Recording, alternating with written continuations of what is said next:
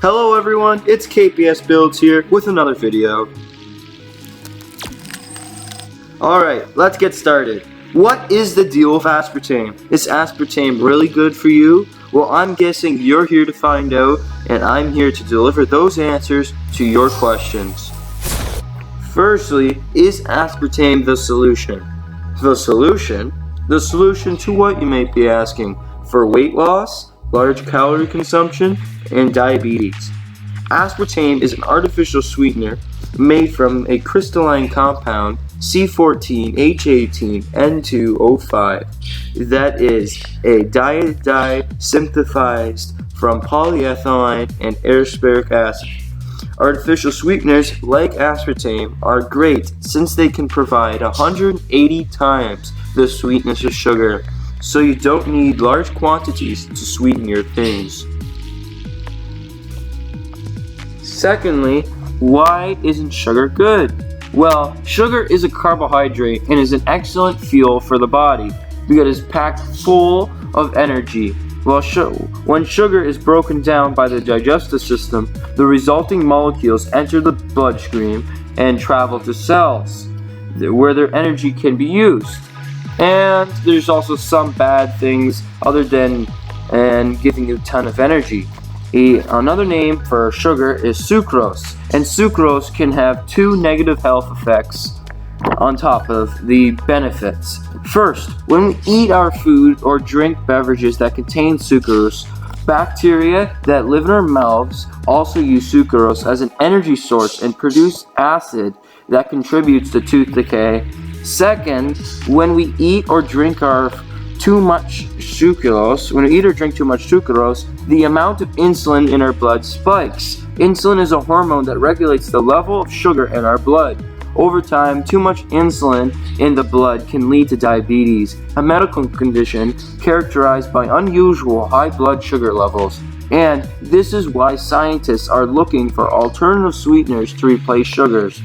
I am not saying that their alternatives are good, but you'll just have to find out.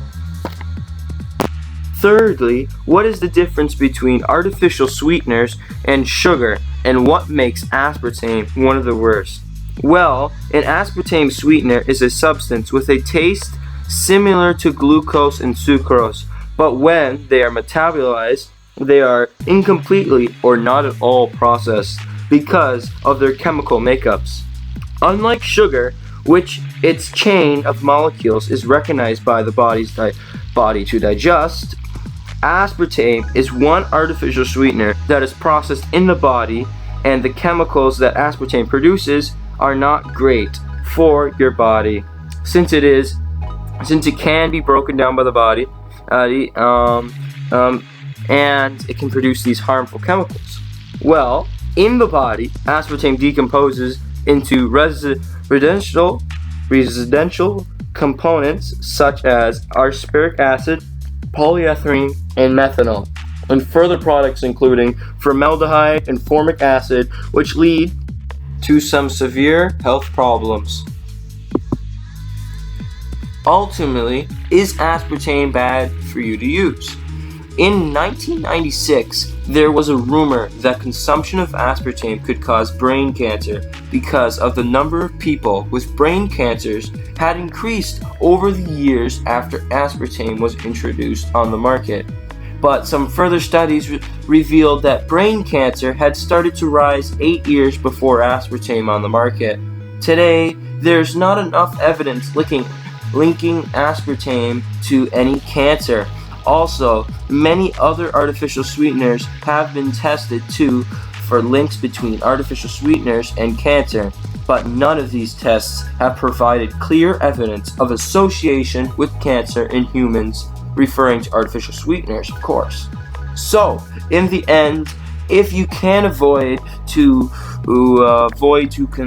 your consumption of sugar and limit your usage of artificial sweeteners like aspartame, you should be okay for life. My final statement, though, is to not have aspartame or limit your consumption of it because it is bad for you because of what it could break down into. Alright, lastly, here are my citations. If you want any more, or you want to find out where any of my research was, you can find it in the description. I will link my file to my speech in the description, and there's a PDF on here. I highly suggest you view it. It's very great. That's where most of my research came from. It's from Christine Brownlee. Amazing, and you just have to download if you want to view. Alright, goodbye.